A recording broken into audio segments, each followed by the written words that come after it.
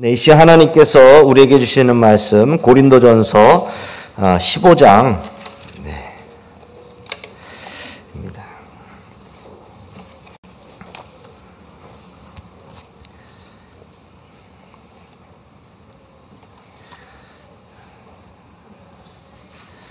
자, 3절로 8절 같이 한 목소리로 제가 3절로 8절 제가 봉독해 드리겠습니다. 나도 전에 받은 중요한 것을 여러분에게 전해드렸습니다. 그것은 곧 그리스도께서 성경대로 우리 죄를 위하여 죽으셨다는 것과 무덤에 묻히셨다는 것과 성경대로 사흔날에 살아나셨다는 것과 게바에게 나타나시고 다음에 12제자에게 나타나셨다고 하는 것입니다. 그 후에 그리스도께서는 한 번에 500명이 넘는 형제 자매들에게 나타나셨는데 그 가운데 더러는 세상을 떠났지만 대다수는 지금도 살아 있습니다.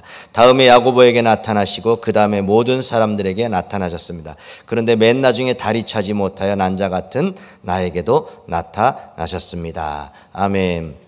폴 트루니에라고 하는 기독교 작가가 아내와 함께 그리스에 휴가를 갔습니다. 근데 그만 그곳에서 아내가 죽어가고 있었습니다. 심장마비를 일으켜서 세상을 떠나게 되었는데 죽기 직전에 아내가 평화로운 미소를 띠고 남편을 향하여 그렇게 말했습니다. 여보, 오늘 천국에 도착하면 먼저 가 계신 시부모님을 만나게 될 것 같아서 정말 즐거울 것 같아요. 그 말에 남편 트루니에 기독교 작가는 굉장한 충격을 받았습니다. 아내가 죽음을 마치 기차를 타고 그 제네바로 제네바 집에 돌아가는 것처럼 사랑하는 가족을 제외하는 것처럼 그렇게 태연하게 자연스럽게 받아들이는 것을 보면서 이 트루니에는 그때 굉장한 그런 도전, 특별히 부활이요 생명이신 예수님을 체험할 수 있었다라고 합니다. 그래서 그 일로 오히려 그의 믿음이 더 강해져서 모든 근심과 걱정으로부터 이제 자유하는 체험을 하고서 그때부터 믿음이 자라면서 이렇게 많은 사람에게 또 복음을 전하고 또 글로써 하나님께 영광 올리는 그런 사람이 되었다라고 합니다. 여러분은 부활에 대해서 어떻게 생각합니까? 부활을 믿지 못하시는 분이 혹시 있지 않습니까? 부활에 대해서 아직도 나는 믿지 못하겠다라는 그런 분이 있지 않습니까? 오늘 이 본문 고린도전서 15장 전체를 통해서 바울이 7가지 질문을 던졌던 것을 통해서 짧게 그렇게 한번 변호하며 부활에 대한 사실을 살펴보고자 합니다. 첫 번째, 예수님이 부활하신 것을 우리가 어떻게 아는가 하는 겁니다. 우리가 부활을 믿을 수 있는 그 이유 중에 첫 번째는 믿을 만한 증인들의 믿을 만한 증언 때문이다. 우리가 조금 전에 제가 이제 3절부터 8절까지 읽어드렸는데 지금 PPT를 보시면 노란색으로 표시가 되어 있습니다. 먼저 예수 그리스도께서 3절에서 죽으셨다는 거, 무덤에 묻히셨다는 거, 성경대로 사흘 만에 살아나셨다는 것, 그 복음에 대해서 이야기하면서 이제 주님이 살아나시고서는 게바에게, 12제자에게, 야고보에게, 모든 사도에게, 12제자 모든 사도들, 저거는 다 같은 말이니까. 자, 그래서 12제자 가운데 가룟 유다를 뺀다면 야고보, 예수님의 동생 야고보가 들어가면 12명의 이제 바울, 나 하면 513명 뭐 그렇게 보셔도 되고, 514명으로 그렇게 보셔도 마띠아를 거기다 집어넣어서 514명으로 봐도 되고요. 하여튼 513명 이상에 되는 사람들이 지금 증인으로 나와 있습니다. 율법이 정한 합법적인 증인의 수는 2명입니다. 근데 지금 500명 이상이면 충분한 그런 증인의 조건을 갖춘 겁니다. 근데 저 많은 사람에게 동시에 부활이라고 하는 사건이 어떻게 우리가 짜맞춰, 입을 짜맞춰서 만든 그런 사건이라고 하면 어떻게 513명이 동시에 입을 맞출 수가 있겠습니까? 조금만 지나면, 어느 정도 시간이 지나면 그때 잘못됐다라고 거짓이 폭로가 될 것인데 아직까지도 그것이 거짓이라는 것이 밝혀지지를 않았기 때문에 부활은 사실이다는 것입니다. 야고보, 베드로, 바울, 500여 형제, 초대교회의 유력한 지도자들이었습니다. 그 유력한 지도자들이 거짓말을 할 수 있었겠습니까? 또 이들이 부활을 증언함으로 얻을 유익 아무것도 없어요. 오히려 이들이 고난과 궁극적으로는 순교밖에 받을 것이 없습니다. 그러니까 이들이 어떤 사리사욕을 위해서 지금 예수님이 부활하셨다고 거짓말로 그렇게 잘못된 사실을 유포하고 있는 것이 아니다라는 겁니다. 또 이들의 삶을 봤을 때에 부활 이전과 예수님의 부활 이전과 부활 이후가 너무나 다 달라요. 예수님이 십자가에 못 박혀 죽고 부활하신 주님을 만나기 전까지 다 도망을 갔어요. 특별히 야고보 예수님의 동생을 보면 마가복음 3장에서 예수님이 미쳤다는 전가를 받고 예수님을 잡으러 갔었습니다. 요한복음 7장 3절부터 보면 예수님을 조롱하던 동생 중에 분명히 이 야고보가 포함이 되어 있었어요. 근데 지금 초대교회 가장 기둥 같은 베드로와 야고보 양대 산맥 안에요 가장 기둥 같은 지도자가 되었어요. 사도행전 15장에서 그런 회의의 마무리를 야고보가 짓고 있단 말입니다. 그렇게 예수님을 미쳤다라고 잡으러 갔었고 예수님을 조롱하던 사람이 어떻게 이렇게 목숨을 걸고 초대교회의 위대한 지도자가 되었는가? 예수님의 부활을 목격하고 나서 그 이후에 그가 이렇게 변화가 된 것입니다. 그러나 여러분, 우리가 이 부활이 과거의 증인 때문에 부활이 사실이야 라고 그렇게 생각하면 조금 우리의 논리가 약하고 혹시나 또 여러분 가운데 부인할 만한 분이 있는데, 예수님께서 떠나가시면서 뭐라고 말했냐면 내가 떠나가는 것이 너희에게 유익이다. 내가 가면 너희에게 성령을 보내줄 것이다 라고 말씀하셨습니다. 그러니까 여러분이 지금 성령님을 이제 느끼고 있다면, 성령을 알고 있다면 그것이 바로 예수님께서 부활한 그런 증거입니다. 예수님이 죽지 않았다면 약속한 성령이 우리 가운데 오시지 못했기 때문에 오늘도 우리가 이렇게 부활하신 성령님을 통해서 예수님을 알 수 있고 하나님을 찬양할 수 있기 때문에 성령님이 바로 예수님이 부활하신 그 첫 번째 가장 큰 증거다, 그렇게 말할 수 있습니다. 두 번째, 예수님이 부활하지 않았다면 어떤 결과가 생기는가? 보슈 맥도르가 이런 말을 했습니다. 예수님의 부활이 사실이 아니라면 기독교는 최고의 사기극이다. 자, 그러니까 예수님이 부활하지 않았다면 우리는 지금 그 엄청난 최대 사기극에 지금 휘말려 있는 것이죠. 사기를 당했고 내가 지금 사기를 치면서 살아가고 있는 겁니다. 15절에 바울이 부활이 사실이 아니라면 이제 사도 바울은 사기꾼으로 지금 하나님이 거짓으로 증언하는, 하나님을 거짓되이 증언하는 자라고 그렇게 이야기를 하고 있습니다. 14절 한번 이 앞에 보시고 14절 같이 화면 보시고 읽어봅시다. 시작. 그리스도께서 살아나지 않으셨다면 우리의 선포도 헛되고 여러분의 믿음도 헛될 것입니다. 우리는 또한 하나님을 거짓되이 증언한 자로 판명될 것입니다. 그것은 죽은 사람이 살아나는 일이 정말로 없다면 하나님께서 그리스도를 살리지 아니하였을 터인데도 하나님께서 그를 살리셨다고 하나님에 대하여 우리가 증언했기 때문입니다.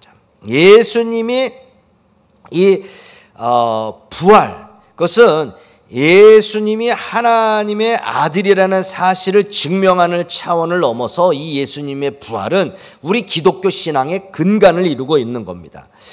부활이 사실이 아니라면 우리 기독교 신앙은 허위에 근거한 사상 누각이 되는 거예요. 자, 부활이 없었다. 우리는 이 사기 노름에 다 놀아나고 있단 말이죠. 예수님이 돌아가심으로 모든 것이 끝났다. 그러면 예수님이 돌아가신 것이 인류의 죄를 위한 건지 뭐 자신 하나만을 위한 것인지 우리는 알 길이 없어요. 예수님이 부활하심으로 말미암아 그분이 죄가 없는 분이구나, 우리의 구세주구나라는 것을 우리가 알 수 있었습니다. 다른 종교들을 볼 때 다 무덤이 있습니다. 다 죽음으로 끝났습니다. 그러나 예수님은 부활하심으로 말미암아 죄와 상관이 없는 분임을 우리 가운데 증명해 주셨습니다. 세 번째, 예수님의 부활은 우리와 무슨 상관이 있는가? 예수님이 부활하셨기 때문에 우리도 부활을 하는 겁니다. 예수님은 믿지 않는 그런 현재 그 사람들이 보면, 믿지 않는 사람들이 보면 대부분 우리의 영혼이 죽으면 영혼만 남는다, 그렇게 생각을 합니다.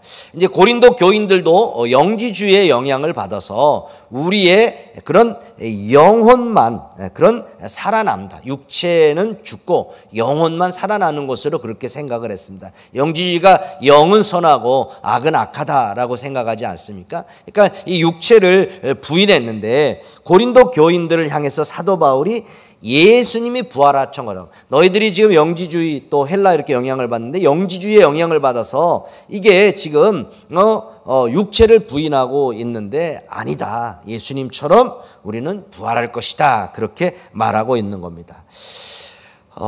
네 번째, 성도들은 어떠한 몸으로 부활할 것인가? 고린도 교인들은 예수님의 부활에 대해서는 부인하지 않았습니다. 근데 당시 팽배했던 헬레 철학의 영향 때문에 이 더러운 육체가 그대로 부활한다라는 것은 믿지를 못했습니다. 헬라 철학은 영과 육으로 구분하는데 영은 선하고 이제 육은 악하다라고 생각을 했어요. 이 악한 육체가 어떻게 우리가 살아날 수 있는가? 그것은 잘못됐다라고, 그래서 그 부활을 받아들이지를 못했어요. 근데 이제 이 고린도 지역과 아덴이 굉장히 가깝습니다. 그러니까 아덴에 있었던 그 철학자들의 영향을 받아서 고린도에 있는 사람들이 그렇게 영은 선하고 육은 악한 그런 이 악한 몸이 부활할 수 없다라는 그런 생각을 가지고 있었기 때문에 바울이 그것이 아니다라고 계속 증명하고 있는 것입니다. 37절로 38절 보면 부활할 때 변화한 몸으로 부활한다라고 하는데 바울은 씨앗에 빗대어서 말해주고 있습니다. 죽은 사람이 어떻게 살아나며 어떤 몸으로 옵니까? 하는 그렇게 묻는 사람이 있을 것인데, 어리석은 사람이요, 그대가 뿌리는 씨는 죽지 않고서는 살아날 수가 없습니다. 씨를 뿌려서 그 씨가 죽어야 이제 거기서 싹이 나고 이제 나무나 풀이 나오게 된다. 37절, 그대가 뿌리는 것은 장차 생겨날 몸 그 자체가 아닙니다. 밀이든지 그 밖에 어떤 곡식이든지 다만 씨앗을 뿌리고 있는 겁니다. 그러나 하나님은 원하시는 대로 씨앗에 몸을 주고 하나하나의 씨앗에 각기 고유한 몸을 주셨습니다. 이 꽃이 처음부터 꽃이 되는 게 아니라는 말이죠. 씨앗이 심겨져서 그 씨앗이 자라나서 되는 것처럼 그 몸 자체가 처음부터 그렇게 부활하는 것이 아닌, 자, 아름답고 우람한 나무는 씨앗에서 시작이 됐어요. 사과 씨를 심으면 사과나무가, 배씨앗을 심으면 배나무가 그렇게 솟아나는 것처럼 어떤 씨앗을 심느냐에 따라서 어떤 나무가 결정이 되는 것처럼 자라난 나무의 크기와 아름다움과 영광은 씨앗이었을 때는 우리가 볼 수가 없어요. 마찬가지로 내가 이 체병이가 죽으면 이런 저의 체병이의 모습으로 부활한단 말이에요. 그 씨가 그대로 나무로 되는 것처럼 내가 죽으면 내가 부활을 하는데, 그러나 그 씨앗이었을 때는 그 부활의 영광을 모르는 것처럼 내 자신이 죽었을 때 그 부활의 영광을 우리는 볼 수가 없다. 인간의 눈으로 상상할 수 없다. 사모님께서 아까 이제 그런 세마포 옷에 대해 계시록 21장 22장의 그 옷에 대해서 말씀하셨는데, 오늘 하나님께서 우리 사모님을 그렇게 세우도록 한 그런 이유가 여기에 있는 것 같아요. 왜 이때 부활절에 이때 세웠을까? 하나님께서 그런 일맥상통한 그런 부분 때문에 그랬구나 하는 생각을 들었습니다. 자, 부활의 영광의 모습은 아름다운 옷으로 그렇게 한번 생각을 해보시기 바랍니다. 우리의 모습과 상관없이 내가 부족한데, 내가 이제 외적으로 이제 좀 약한데 코디가 아주 옷을 잘 입히면 그 사람이 굉장히 멋진 사람이 됩니다. 옛날 그 어떤 TV에서 보니까 그 평생을 이렇게 결혼식을 못 올리고 산 사람이 있어가지고 그 사람을 이렇게 방송국에서 이렇게 무료 결혼식을 시켜주는데, 시골에서 농사짓던 그런 나이 많고 뚱뚱한 그런 아주머니가 막 머리도 이렇게 해주고 화장도 해주고 옷을 이렇게 드레스를 잘 입혀놓으니까 남편이 누구냐고 못 알아볼 정도로 깜짝 놀랐는데, 그러니까 사람과 상관없이 그 사람에게 어떤 옷을 입히냐에 따라서 옷이 날개다 하는 것처럼 그 사람이 달라 보이는 것처럼 우리가 이제 부활한 그 모습이 그렇게 달라 보인다. 이 땅에서의 모습 그대로 같아, 우리 모습이. 그러나 하나님은 우리에게 가장 아름다운, 가장 잘 맞는 아름다운 모습으로 우리를 부활을 시켜주는 겁니다. 옷을 입혔을 때 그 사람 자체가 바뀌는 게 아니고 그 사람의 개성을 부각시키고 그 사람의 아름다움을 강조하는 것처럼 우리의 이런 부활하는 몸은 우리의 몸인데 아름다운 모습으로 변화시켜서 변형되어 간다. 그렇게 생각을 하면 됩니다. 그런데 우리의 부활한 몸은 건강한 몸이 될 것이고 늙지 않는 몸이 될 것입니다. 자, 우리의 몸과 관련된 모든 아름다움과 좋은 것을 다 합쳐서 상상을 해도 부활했을 때의 그 영광스러운 모습을 다 상상은 할 수 없습니다. 그러니까 부활한 몸이 어떻게 되지? 라고 생각했을 때 예전에 하나 설명했죠. 고치에서 나방이가 빠져난 것처럼 그렇게 아름다운 모습으로 변형이 될 것이다. 그런데 여기 있는 꽃처럼 우리가 좋은 옷, 아름다운 옷을 입으면 사람이 달라 보이는 것처럼 그렇게 내가 다르게 보일 것이다. 그렇게 생각을 하십시오. 다섯 번째, 언제 부활하는가? 23절에 보니까 그리스도께서 재림하실 때. 자, 52절 보면 마지막 나팔이 울릴 때 눈깜빡할 사이에 호련히 그렇게 될 것이다. 나팔 소리가 나면 죽은 사람은 썩어지지 않을 몸으로 살아나고 우리는 변화할 것이다. 데살로니가서 4장에 보면 주님께서 이 땅 가운데 오실 때에 그리스도 안에서 죽은 사람들이 먼저 일어날 것이고 살아난 자들이 그대로 이제 휴거되어 공중에서 우리 주님을 맞이할 것으로 말하고 있습니다. 자, 예수님 재림하실 때에 우리는 부활하게 된다. 여섯 번째, 부활하는 에 어떤 삶이 전개되는가? 계시록 21장 아까 사모님이 말씀하신 그 부분 같이 읽겠습니다. 시작. 나는 새 하늘과 새 땅을 보았습니다. 이전의 하늘과 이전의 땅이 사라지고 바다도 없어졌습니다. 나는 또 거룩한 도성 새 예루살렘이 남편을 위하여 단장한 신부와 같이 차리고 하나님께로부터 하늘에서 내려오는 것을 보았습니다. 어떤 분들은 이 예수님이 오시면 이제 7년 대환란, 전 3년 반, 후 3년 반이 이제 있고, 그 다음에 이 땅에 천년왕국이 있고, 이제 새 예루살렘 성이 이 땅 가운데 내려오는 것으로 그렇게 전천년선으로 세대주의적인 그런 그 신학을 이야기하는데, 우리 제가 배운 신학으로는 이제 무천년설입니다. 그냥 예수님이 오심으로 말미암아 바로 그런 새 하늘과 새 땅으로 들어가는 것입니다. 자, 주님이 오시면 바로 새 하늘과 새 땅, 즉 현재의 물리의 지배 법칙이 존재하지 않는, 현재의 물리 법칙이 지배하지 않는 새로운 세상이 창조가 되는 겁니다. 영광스러운 부활의 몸이 필요한, 영광스러운 부활의 몸이 왜 필요하냐? 영광스러운 환경 때문에 그러한 건데, 현재 있는 이 자연적인 법칙으로는 어렵기 때문에 새하늘과 새 땅이 우리 가운데 필요하다, 그 말입니다. 요한계시록 19장에 보면 기뻐하고 즐거워하며 하나님께 영광을 돌리자. 어린 양의 혼인날이 이르렀다. 그의 신부는 단장을 끝냈다. 신부에게 빛나고 깨끗한 모시옷을 입게 했다. 세마포옷. 이 모시옷은 성도들의 의로운 행위다. 또 그 천사가 나에게 말하였습니다. 어린 양의 혼인잔치에 초대를 받은 사람은 복이 있다고 기록하여라. 어린 양의 혼인잔치에 예수 그리스도를 믿음으로 말미암아 우리는 참여하게 됩니다. 새하늘과 새 땅은 공간과 시간의 개념이 전혀 다른 세계입니다.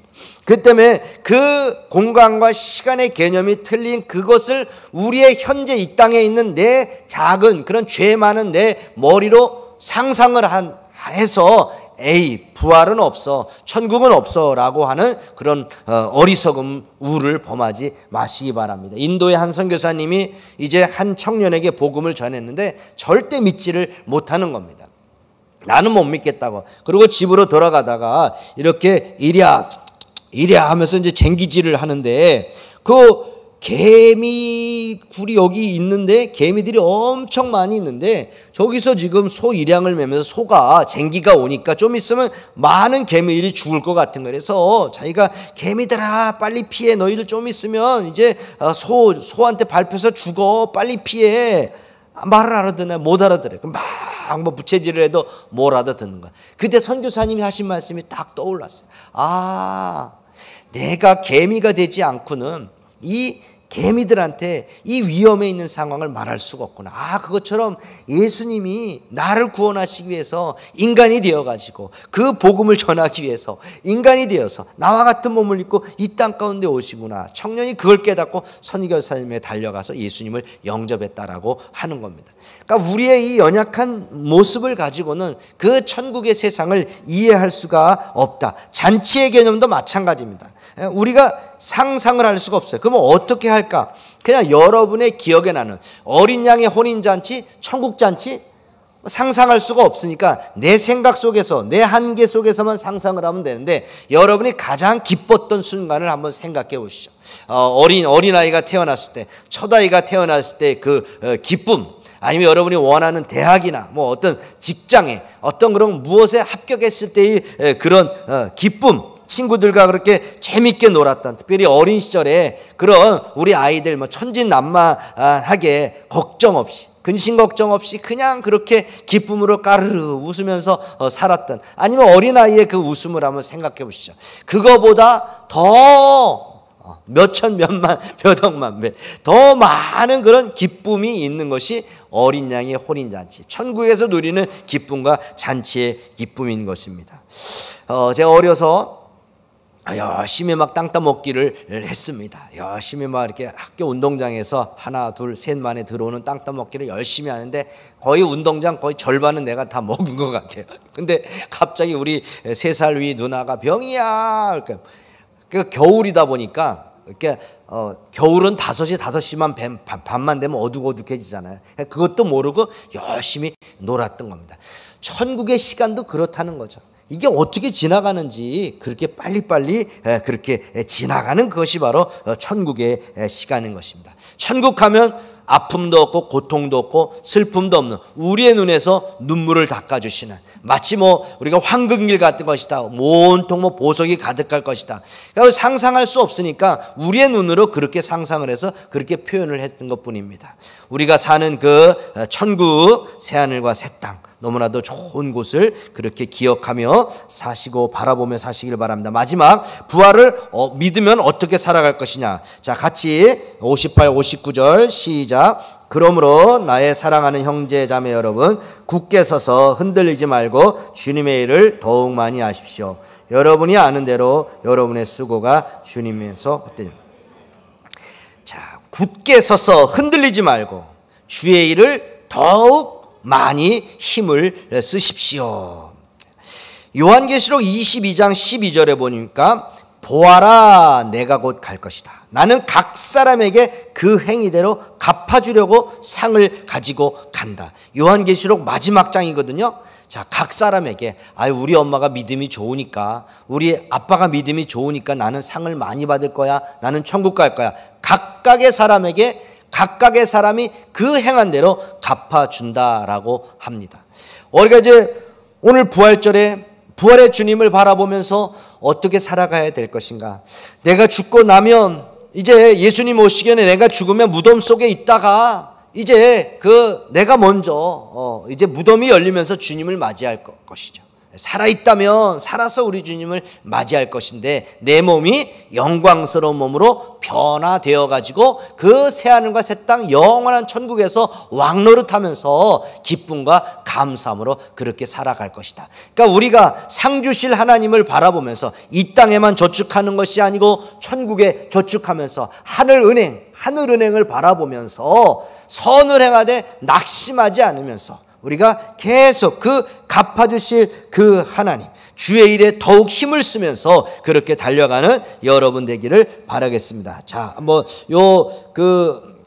PPT 다음, 안수연이라고 그 청년 바보 의사가 있습니다. 항상 편지를 쓰면 스티그마, 예수의 흔적, 안수연 그렇게 썼는데, 한번 여러분 인터넷 같은 데 한번 찾아보시길 바랍니다. 33살에 정말 바보 같은 의사로서 그렇게 예수님의 그 사랑을 실천했기 때문에 그런 살아있는 그런, 나는 내 몸에, 바울이 내 몸에 예수의 흔적을 가졌노라 한 것처럼 정말로 그 십자가 못 박아 죽으신 예수님을 만나고 삶 속에 속에서 그 예수의 흔적을 자신의 삶, 선한 행실로 보여주었던 그 안수연, 한번 여러분이 한번 책이라든지 인터넷을 찾아서 그의 삶을 본받고 살아가는 여러분 되기를 바랍니다. 이지선 자매가요, 그가 이렇게 고백합니다. 예수의 부활을 믿고 가슴에 간직한 제게 그 영원한 생명을 나눌 수 있는 기회를 주셨습니다.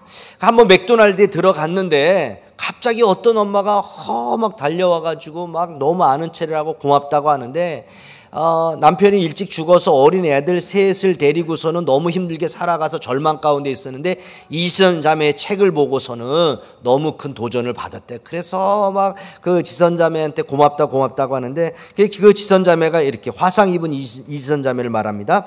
예수의 삶이 십자가 고난으로 끝났다면 저도 절망 중에 삶을 포기했겠지만 부활하신 주님을 만남으로 소망 가운데 그 사랑을 나눠주며 삽니다. 부활보다 더 큰 소망은 없습니다. 고난 중에 저는 부활의 새벽을 기다립니다. 자, 그냥 십자가 그 고난만 바라봤으면 나는 살 수가 없는데, 그 십자가에서 부활하신 주님을 바라보면서 내 이 고난이 정말 부활로 승화될 것이다, 그것을 바라봤더니 자신이 부활하신 주님을 만나면서 기쁨과 감사함으로 그의 삶을 살아갈 수 있다, 그렇게 말합니다.